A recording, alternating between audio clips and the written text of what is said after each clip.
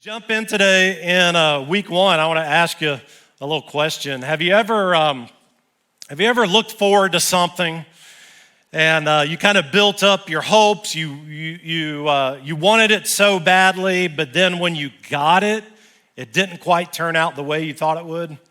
You ever had that? Like maybe as a kid, like looking forward to Christmas and getting a certain toy, and then that didn't work out, or as you get older, like looking forward to some things and it just didn't quite work out the way that you thought it would work out. I've been on a health journey. I mentioned that a few weeks back. But for me, one of the things that I love that I don't get to really do a whole lot of anymore is eat French fries. Like that's like one of my guilty pleasures, I guess, eating some French fries. And my favorite, I'm not going to take a poll today, but I think the best French fries is from this place called McDonald's.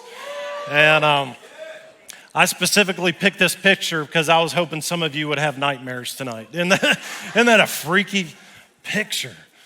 But McDonald's, I love me some McDonald's French fries. And when I go through the drive-thru, when I just can't fight the temptation anymore and end up going through the drive-thru to get some French fries, there's two things that I expect. Two things that I expect from the French fries when I go through the drive-thru line. The first one is when I pull out of the drive-thru onto the road and I put my hand down into that bag of French fries, I expect for my French fries to be hot, right? I want some hot French fries. The second thing that I expect, because there is nothing worse than cold or hot French fries, but you put that thing in your mouth and it's not salted, right? Like I want hot French fries and I want them salted. And when that doesn't happen, I get irritated. I don't know about you, but when you're gonna waste some calories on some French fries, like you want those things to be hot, you want them to be salted, you've got this like, you're kind of thinking about what this moment is gonna be, the moment it touches your lips and it burns a little bit, but you feel the salt. It's just this moment that you expect, and when it doesn't happen, I get irritated. Get a little disappointed, right? Like I either have to make one of two choices. Either I don't eat them or I waste my calories on fries that I don't even like. You see, in life, I think it could be a lot like that. I think that in life, there's some things that we kind of build up in our mind that we assume will make us happy in life, and when they don't quite work the way that we thought they would, we get a little disappointed, get a little irritated. Like maybe for some of you today, you kind of built up this idea of if I just get this degree in school that life will go a certain way. Or maybe you're a high school student today and for you, you're thinking like next level sports. Like if I can just get to the next level and play basketball or football, that I'll be happy. Or maybe for some of you today, it's money.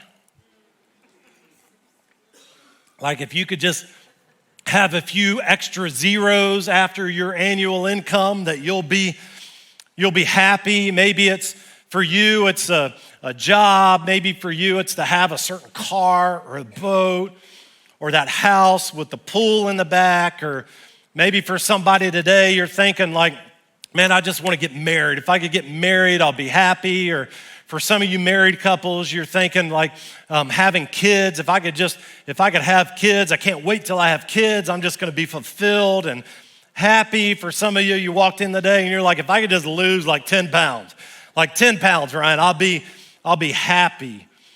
Or maybe for some of you, it's like if I could just change states, like if I could just get anywhere other than where I'm living, or a new job, or maybe for you, you're a young adult and you're thinking, if I could just get out of my parents' house, right? If I could just move out and get on my own, that I would just be happy. And at some point along the way in life, you and I get whatever those things are that we aspire to, and sooner or later we end up discovering that happiness isn't found in those things. And when we discover that, we get a little irritated, we get a little disappointed. And today, I want to spend our time together, and I want to help you see how you can keep that from happening, how you can keep from having this desire of these things in life that are going to lead to happiness, to then find out on the other end that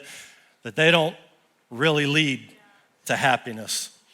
Today we're kicking off this new series, Summer on the Mount, where we're going to be going on a journey over the next couple months, looking at what is called Sermon on the Mount in Matthew chapter 5 through 7.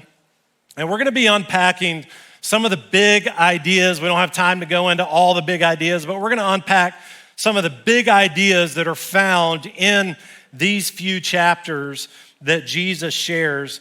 And today I want to focus on Matthew chapter 5, verse 1 through 12. And here's the title that I want to talk about today: Choose the Jesus Way. Turn to two people, say, choose the Jesus way. Choose the Jesus way. So let me set the scene a little bit for the Sermon on the Mount. Here we've got Jesus, and he's almost 2 years into his public ministry. And I mean, this guy is creating chaos everywhere. Like, everybody is thinking that Jesus is there to save them from Roman oppression. He's there to bring the kingdom of God, right? And one of the reasons why there's such chaos everywhere is that Jesus is walking around. It says in Matthew chapter 4, he's walking around and he's healing everybody. Like, could you imagine that? Like, I mean, somebody just walking into all the hospitals, like the side of the road, just everybody he touches, like they're just being healed. It says he's casting out demons. I mean, he is just creating chaos everywhere. And in essence, like, you would kind of imagine that in today's terms, like, Jesus is going viral.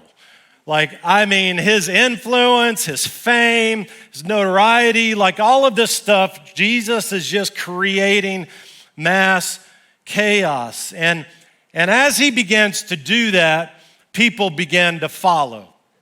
Huge crowds began to follow. And in these crowds are not just people that want to be followers of Jesus. In these crowds are people that are there to see the signs and wonders, people that are there just to see what they can get out of Jesus, if Jesus can make their life better. In the crowds they've got to be some people with political agendas, right? Trying to maneuver their way to find out what Jesus is doing in order to try to hold him accountable or to get leverage. And then you've got some genuine people that are really turning their life over to Jesus. And you've got this crowd full of all of these different people. And in Matthew chapter 5, Jesus has this moment where, as the crowds began to gather and they're following him around, that he stops along this hillside. I got a picture of that hillside where it is thought to, the Sermon on the Mount, thought to have happened. And I want you to visualize this moment. We see in Matthew chapter 5, verses 1 through 2, that it says that one day that Jesus sees the crowds that are gathering around, and Jesus went up on the mountainside. He began to kind of climb up the hill there. And it says in verse 1 that he sits down. Now, what's interesting about this phrase of him sitting down is that culturally in those days is like completely opposite than these days. Like, in those days, teachers, rabbis would stand up and they would have conversations that, when they stood up, was more of a like friend-to-friend kind of conversation. When they would sit down, more times than not, that was when they were trying to get undivided attention. Like, think about moments that you might sit down with a friend and have just a heart-to-heart kind of conversation. That's what the culture was like in those days. And so in this moment with all of these crowds surrounding, Jesus sits down on the side of the hill, and it says that his disciples end up kind of coming up and gathering around him. And it says in verse 2 that Jesus began to teach. Now, I know we say this phrase, Sermon on the Mount, but it's really more kind of like teaching in a small group. Like Jesus is sitting there with his disciples, and there's lots of people that are gathered around, but he's not up there with a headset microphone. He's not up there like a megaphone. He's sitting on the side of a hill having a conversation, teaching with his disciples. And the reason why understanding who is around him in the moment is so important is because with the disciples around him, what Jesus is about to say, what we're going to unpack, is not a path to salvation because these disciples are already following him. What Jesus is about to share with these disciples is more of a path to happiness and fulfillment in life. Here's what Jesus says starting in verse 3. He says, God blesses those, and I want to stop here because this word bless is mentioned 9 times in the next 10 verses, and if we don't understand what this word bless means, then we're going to completely miss Jesus' point from this text. You see, in the Greek language, this word bless is the word makarios, and it actually means happiness. But it's not the kind of happiness that you and I would associate with that. It's a much deeper kind of happiness. You see, the Greek word for the word blessed that is used here, makarios, was an actual name of an island that was outside the coast of Greece at that time. And here's what's really cool about this is that island was called the Blessed Island. And here's the reason why it was called the Blessed Island. Because residents never had to go anywhere else because every resource they needed was already on the island. Isn't that cool? So this idea of makarios of happiness is not a happiness like we would associate in the English language as far as being an emotion that we feel like if we get a good grade in school or if our team wins. It's the kind of happiness that becomes like a state of being. It's a happiness because we recognize how fortunate we are that everything that we need to thrive in life comes only from Jesus. And so Jesus has this moment with the disciples, and they're associating that when he uses this word bless, and then he mentions 8 heart postures. These aren't 8 commandments. These are 8, Jesus giving 8 heart postures that if you want to have that kind of life, a happiness, a fortunate life, a kind of life that is going to bring fulfillment, true happiness, that it only comes on my island, right? It only comes on the Jesus way island. And here's what he says. He gives these 8 different things. He says in verse 3 that God blesses those who are poor and realize their need for him, for the kingdom of heaven is theirs. So in essence, what Jesus is saying here is the first of the heart postures that you and I need in order to experience the blessing that he's talking about. And here's what that point is blessed are those who live as though everything they have comes from God. Blessed are those who live as though everything they have comes from God. You know, this is a heart posture that oftentimes over time, as followers of Christ, it begins to kind of dwindle. That as we begin to walk the path of following Jesus, we become more and more disconnected from the fact that everything that we have is from him. Like everything that I am, everything that I have, a mindset of that comes from Jesus. Like without Jesus, Ryan is lost. Without Jesus, Ryan is angry. I'm addicted to things that I don't need to be addicted to. Without Jesus, Ryan is selfish. But with Jesus, Ryan is happy, is fulfilled, has a happy marriage of 25 years, has 3 beautiful kids that love Jesus and are following Jesus, that is living a life that's on purpose, that's making a difference. It doesn't mean my life is perfect or that I'm without difficulty. It means that my life isn't dictated by the outside surroundings, that there is a stability of happiness and fulfillment that only comes from Jesus. You see, Jesus in this moment, he's not speaking of a financial poverty. He's speaking of a poverty of the soul, spiritually recognizing that everything we have belongs to him.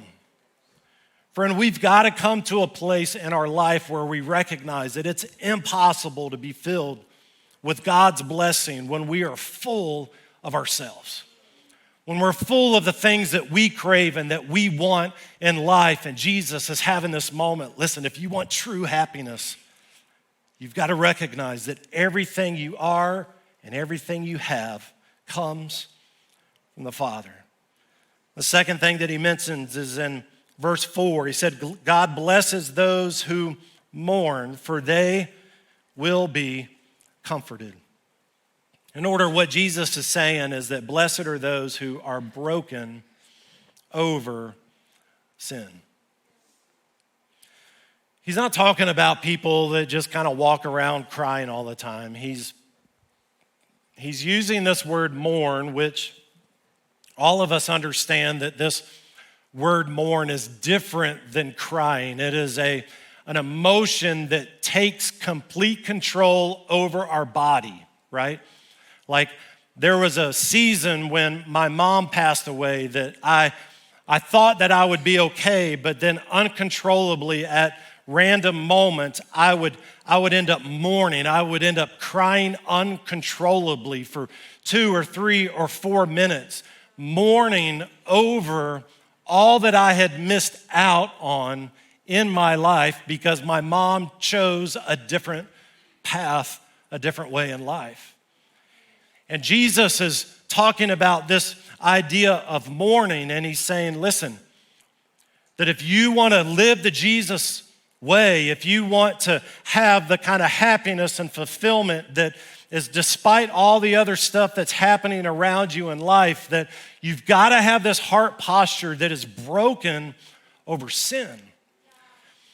And I want to ask you a question that's kind of a heavy question this morning, but when was the last time that you sinned? I'm not talking about mistake. I'm talking about you sinned.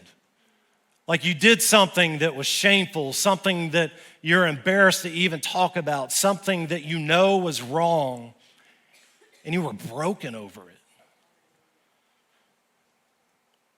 Or when was the last time that you looked at the world in which we live in and instead of pointing fingers and blaming other people, you were genuinely broken for the sin of our country? Like Jesus is saying, if we're gonna have this kind of happiness and fulfillment in life, there's got to be this position of the heart where we quit making excuses about our own sin, we quit pointing fingers at other people, but we genuinely have a broken heart for the sinfulness in our lives and around us. Friend, I think the most dangerous place that we can be as Christians is to become emotionally detached from the stain and the significance of the sin in our life. And Jesus is calling out in this moment, there's got to be a brokenness over the choices that you make. He says in verse 3, or not verse 3, verse 5, then the third one, that God blesses those who are humble, for they will inherit the whole earth. Jesus is saying here, blessed are those who display strength under control. See, this word humble in the original language has nothing to do with weakness or timidity. It means strength under control. Aristotle actually defined this word as steady courage. See, in the Bible, the word humble in the original language was used to describe a wild stallion that had been broken by its master. Broken in such a way that the stallion never lost its strength, but it was more useful now because the strength that the stallion had was now under control. The fourth one that we see is in Matthew chapter 5, verse 6. It says, God blesses those who hunger and thirst for justice, for they will be satisfied. Jesus is saying, blessed are those who live God's way, not their way. See, Jesus isn't talking just about sin in this moment. He's also talking about purpose. Another kind of heavy question is this, is in your life right now, are you on God's team? Are you trying to get God on your team? I don't know about you, but I've found myself on the latter half of that plenty of times. What Jesus is getting at here is the team that we choose to live on makes the difference in the kind of life we experience. That at the end of the day, we can't have the promises of God and the pleasures of this world at the same time. And how many of us live our lives that way? How many of us kind of attach these pleasures and these desires of things that we think is going to make life happy, but yet all the while we're wanting God's blessing and promises in our life. And then if you're anything like me, you've pursued some of those things, and then when you didn't get them, you blamed God, right?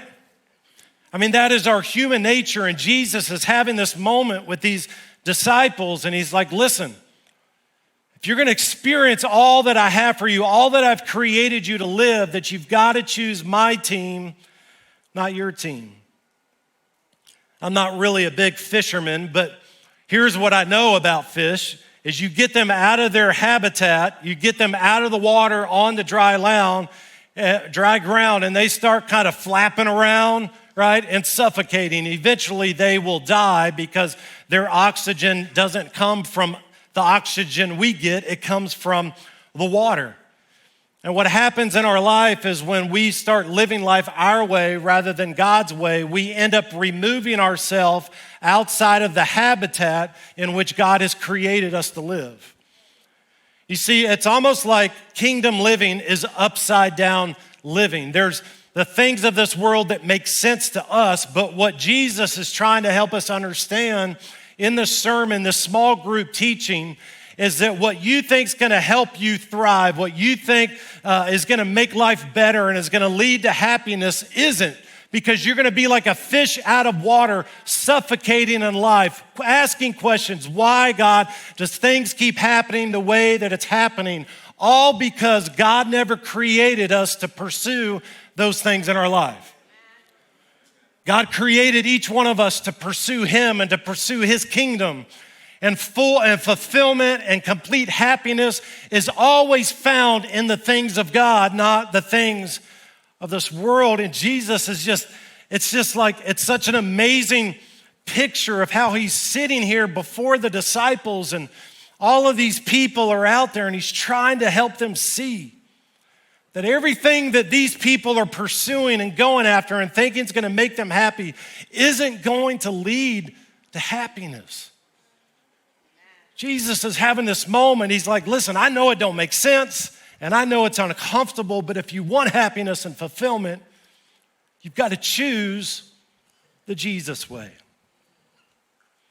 The fifth one in Matthew chapter 5, verse 7 said, God blesses those who are merciful, for they will be shown mercy. Jesus is saying here, blessed are those who demonstrate compassion to others. And the reason why I use the word demonstrate is because this word compassion in the original language isn't just a feeling, it's feeling coupled with action. I mean, how many of you know it's one thing to feel compassion, it's a whole other thing to act on it, right? See, compassion is when our heart breaks because somebody else's heart is breaking. And when we have that kind of heart posture in our life, it does something. Like it changes us. It begins to cut off some of the rough edges around our life and our attitudes. Jesus mentions the sixth thing in Matthew chapter 5, verse 8. He says, God blesses those whose hearts are pure, for they will see God.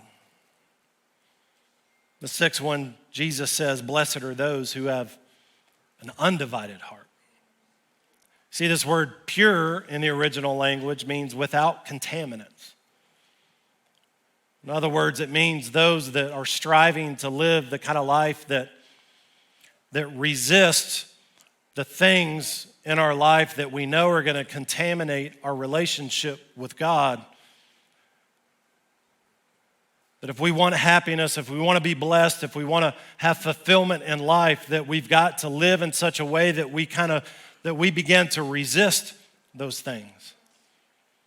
And maybe for somebody here today, maybe the reason why you feel like you're suffocating in life is because there's a part of you inside that loves God, but the other part is so in love with the things of the world that you keep allowing those contaminants into your life.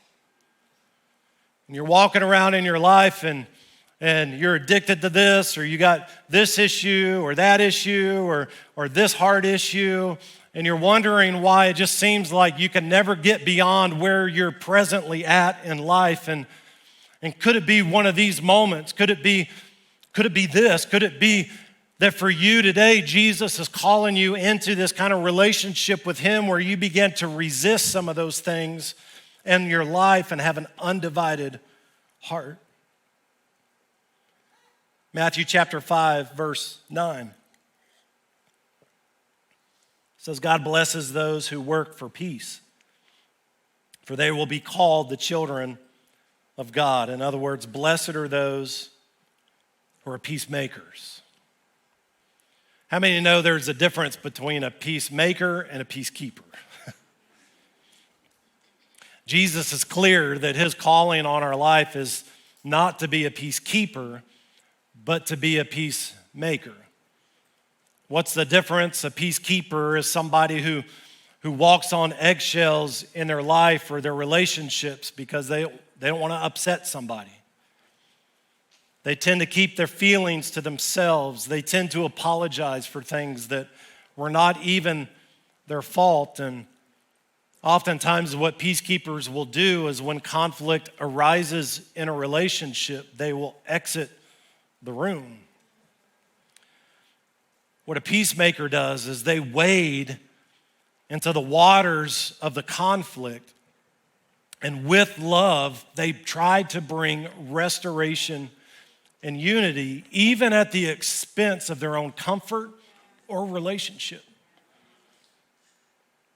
And Jesus, imagine what's ahead for these disciples and even what's ahead for Jesus. Ultimately, that's what Jesus did, is He was a peacemaker. He brought peace into a broken world. And He's called us to bring peace into a broken world. And then the last one, which I'll tell you, if I was writing the Sermon on the Mount, I would have 7 points, not 8 points, because I don't like this one at all. But in Matthew chapter 5, verse 10, the eighth heart posture that Jesus shares with these disciples, He says, God blesses those who are persecuted for doing right, for the kingdom of heaven is theirs. I do find this somewhat interesting when you think of this idea of upside down living when it comes to the kingdom of God, that oftentimes in our lives, if we were all being honest, like our goal, our striving is to live a life that's absent of conflict.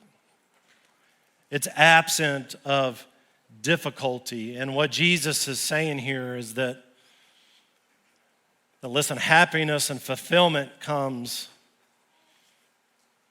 despite the difficulty and the pain and the conflict in our life. He says the eighth one, that blessed are those who are mistreated for doing right. I think it's important to point out here that biblical persecution isn't accountability or punishment for doing the wrong things, right?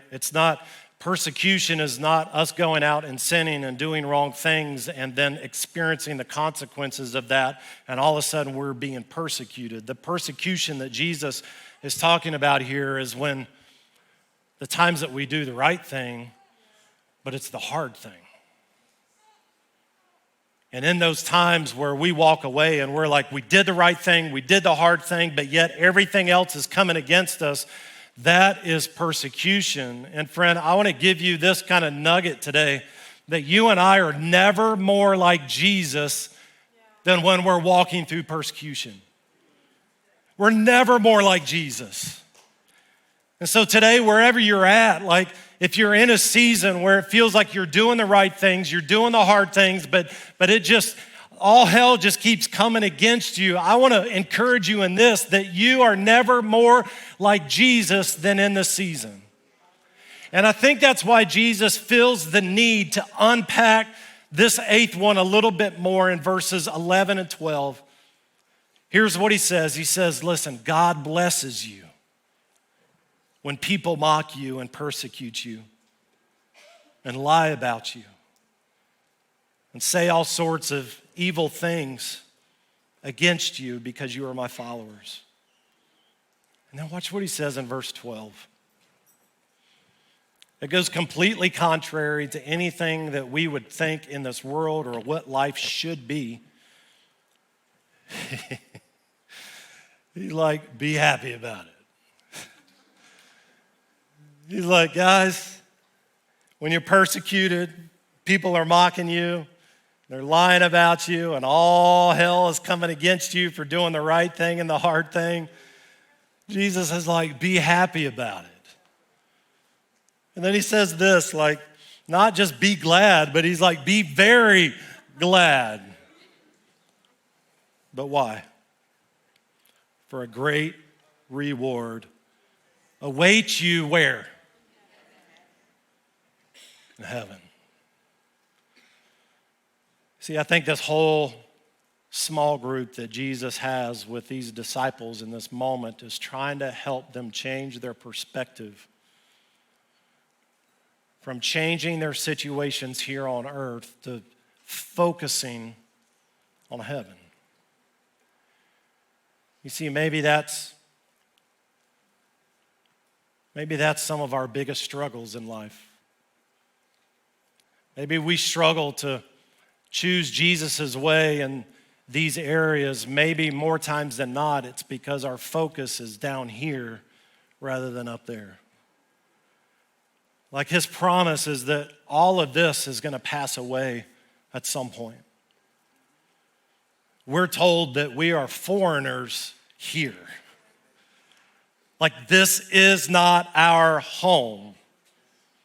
That we were created to spend eternity in heaven with the creator of the universe. And when we try to focus to make this place our home, where this place becomes our happiness, we begin to suffocate in life. This is such a powerful moment that we see here with Jesus. That Jesus is along the hillside and he sits down. And I can just picture this moment. Like, I don't know who you would identify most with in the crowd. Maybe you would identify with yourself as one of the disciples that are sitting around Jesus and he's sitting down and teaching. Or maybe for some of you today, you're the crowd. And you're here today just because you're just kicking the tires of like, man, life's going the wrong direction. I don't really know what to do or where to go, but I kind of heard about this guy and I heard about this place. And if so, like, we love you. You're welcome here in this place. I don't know where you would identify with in the crowd or around Jesus' feet, but I can see in this moment that Jesus is here and these disciples are gathered around, and some of the crowd is probably starting to kind of drift up the mountainside, and some of the crowd's down, kind of drifting away. They're there to kind of see the signs and wonders, and maybe they're chasing after the emotionalism. Maybe they're just there to see how Jesus can make their day a little bit better, right? And then there's some that they've heard about this Jesus guy, and they're just kind of pushing in because they're like, I want to hear more. I want to learn more. And Jesus looks at these disciples and he's gazing over their heads at these people that are coming in, and I can just picture for Jesus that he's looking at these people and he's not just seeing who they are now, he's seeing the world changers that they will become.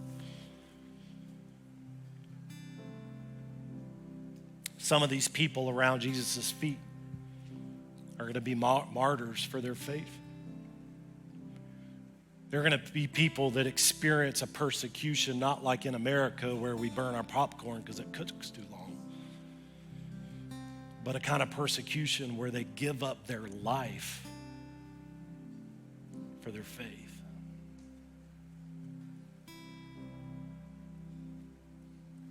Jesus looks at them. Again, doesn't see who they are, sees who they will be. And he looks at him and he says, guys, gals, there's a better way. You look at this crowd and you look at the culture that you live in, and your desire is to go after them. Don't choose your way, but choose Jesus's way. Thank you so much for tuning in with us. If you enjoyed today's message, go ahead and subscribe because there's content like this every single week. And if it spoke to you in any way, make sure you share it with a friend because you never know whose life you can change with just one simple share. Listen, we hope to see your face in the place this Sunday. Go ahead and check out our website for our service times at transformtlh.com, and we hope to see you soon.